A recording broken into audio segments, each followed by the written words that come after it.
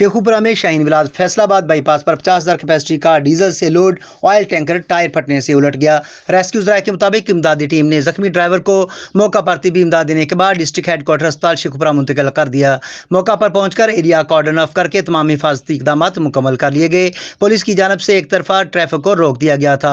इतला के मुताबिक 50,000 लीटर डीजल से भरा PSO कंपनी का ऑयल टैंकर माची के से पत्तों की तरफ जा रहा था कि शाहीन विलास बाईपास पर टायर फटने से उलट गया और ऑयल टैंकर से ऑयल लीक होना शुरू हो गया था।